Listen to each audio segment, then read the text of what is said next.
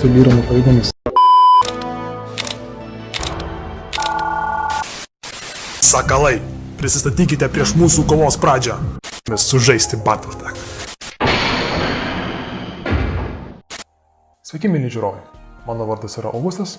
Ačiū, kad prisijungėte prie šio vaizdo įrašo ir jums papasakosiu aš apie jau trečią kartą inicijuojamą Battletech kampaniją. Tiems, kurie nėra susipažinę su stalo žaidimo versijos Battletech, jeigu jūs praeitie esate žaidę Mech Warrior, Mech Commander ar Harebrained Schemes Battletech žaidimus, tai yra būtent stalo žaidimo principo žaidimas Battletech visatoje. Ir mes jau trečią kartą inicijuojame Battletech kampaniją, kuri yra ilgo formato ir neįpareigojanti. Jūs žaidžiate kada norite ir kada galite. Šios kampanijos tikslas yra tik tais įamžinti ir apiforminti žaidžiamus žaidimus ir įvykusius mūšius. Ką jūs matote būtent šioje skaidrėje, tai yra iš praeitų kampanijų esančios nuotraukos. Gerai, tai su pirma turim pradėti apie vietovę, kurioje vyks mūsų kampanija. Tai šiame skaidrėje jūs matote visą vidinės sferos žemėlapį ir tikrai mes visoje joje nežaisime, tik tam tikroje teritorijoje. Dėl to mums reiks ją prie jos priartinti. Taip, dar artinam. Taip pat esame jau arčiau ir galų gale mes paimsime teritoriją, kuri apima apleistas Wolf Empire teritorijas, kurios siejasi kartu su Free Worlds Leagues, trečiosios Starlink Defense Force frakcijos sienomis. Tai, jei kalbant apie pačią priešistorę, mūsų žaidimas vyks 3152 metais birželio mėnesį prasidedant, grinai po Kapelų konfederacijos išstūmimo iš Teros apylinkių sistemų. Tai 3151 metais du didžiausi klanai Clan Jade Falcon ir Clan Wolf susirėmė Teroje, laimėjo vilkai. Hanų Hanas, arba kitaip vadinamas ir klanas Alaric Vardas, sukūrė trečią Starlink Defense Force pajėgas ir su savo sąjungininkais išstūmė Kapelų konfederaciją. Deja, Clan Wolf teritorijos yra apleistos.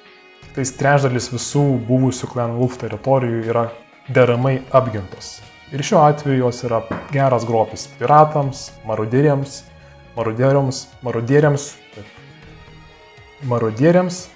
samdiniams ir kitoms pajėgoms valstybėms ar tam tikriems klanams aptimti šias planetas savo pasiimti.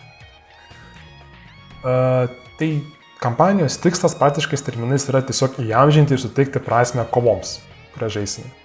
Žaidimo terminais tai yra vos ne išgyventi 5 arba 6 mėnesius su savo pradinėmis pajėgomis ir kovoti įvairiose kovose. Taip pat, susikuriant savo pajėgas, bus galimybė sukurti jos priešistorę bei tam tikrą triggerį arba istoriją arba tam tikrą funkciją, kodėl jie dalyvauja šioje žemėse. Kiekvienas tikro gyvenimo mėnesis bus 2 mėnesiai žaidimo terminais ir kiekvienas iš žaidėjų galės žaisti iš 4 tipų pajėgų. Tai pirmas yra valstybinės pajėgos, kitaip tariant, tu esi reprezentuojantis tam tikrą valstybę, tam tikrą frakciją su oficialia kariuomenė. Tada yra samdiniai, kurie atlieka kontraktus iš kontraktorių, ar tai būtų tos pačios valstybės, klanai ar kokia nors ekonominė sąjunga ar kita įmonė. Ir taip pat yra piratų pajėgos, kurios pasinaudos apleistomis Clan Wolf planetomis, jas apvogs, marodariaus, rinks salvadžą ir kitką. Ir taip pat yra klano pajėgos, kurios realiai kovoja dėl garbės ir Hano įsakymų. Tai kol kas planuoju kampaniją pradėti šių metų lapkričio 15. Aš atvyksiu į Wargamer klubą, būsiu prieinamas visą dieną ir kurio metu galėsim sužaisti pirmosios kampanijos žaidimus arba geriau netgi susirasti tam tikrus naujokus, kurie nori išbandyti Battletech ir pravesti jiems trumpus 1-2 demo, kurie gal netgi bus ir įamžinti kampanijai kaip smulkūs susidūrimai šiuose teritorijose. O kitą kartą aš sudalyvaučiau jau kažkur gruodžio, bet nesu tikras ar tikrai dėl kitų planų, bet kol kas gruodžio mėnuo būtų, o jei negalėsiu, tai sausio mėnesį atvyksiu. Dėl misijų, kurias galima įamžinti šiuose kovose, tai mes naudosime galite naudoti kurias tik norite, nuo Battletech Instant Action paketo, Death from Above Wargaming paketo, oficialūs Catalyst Game Labs misijos, scenarijai įvairūs, arba netgi galima net patiems jas susikurti. Dėl RPG, role-playing elementų, tvarkymo, taisymo ir misijų vykdymo gautų pinigų mes pakalbėsime kitame vaizdo įraše. O kol kas siūlau prisijungti prie wargamer.lt Discordo serverio, jeigu turite tam tikrų klausimų dėl prisijungimo prie šios kampanijos, kad ir pavyzdžiui kažkokią frakciją žaist, kaip pavyzdžiui inkorporuoti atitinkamas frakcijas į tą teritoriją, jūs praktiškai galite žaisti už ką norite. Ir mes stengsimės tuos klausimus atsakyti kuo geriau ir tiksliau. Visi yra laukiami išbandyti Battletech mūsų kampanijoje. O jei kalbant apie praeitas kampanijas, tai pavyzdžiui, čia kažkur rugpjūčio mėnesį užsibaigė antroji mūsų kampanija būtent apleistose Clan Jade Falcon teritorijose. Ir vieni iš tų momentų ypatingų buvo, pavyzdžiui, Roko Hastati Sentinels, kurių lyderis buvo nužudytas mūšio metu ir jo vaikai perėmė, tai yra to lyderio vaikai, perėmė lyderio poziciją ir atkeršijo už jo mirtį. Tada, pavyzdžiui, Tomo Tamar Jėgeriai užėmė tam tikras teritorijas pagal valdžios įsakymus. Džiugo Draug Armada ir Juozo Raging Horde nuvertė tironišką diktatorių Antarės planetoje. Pavyzdžiui, turim dar tokį klaipėdietį Virgį su 11 Donegal gvardija, nugalėjo atitinkamus Clan Jade Falcon frakcijas ir netgi neleido balkanizuotis Lyran Commonwealth frakcijai.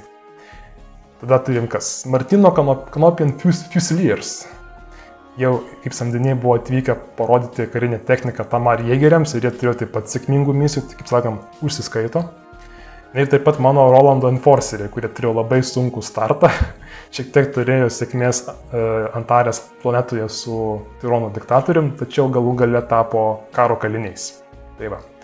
Tiksliai, dar piratai Dariušo. Jie netgi sukūrė visą juodosios rinkos planetą, kur vyksta Black Market pardavinėjimai. Tai čia labiau kaip ir įrodymas, kad mes rimtai žaidžiam, turi rimtai, kad tas, kas žaidžiama, yra atvaizduojama žemėlapyje ir įrašoma šioje kaip ir istorijoje, kurią mes vykdome savo. Tai ačiū, kad žiūrėjote. Tai kitas vaizdo įrašas bus apie kaip sukurti savo pajėgas, kaip vyksta, kaip bus naudojami RPG elementai visi. Ir iki kito karto.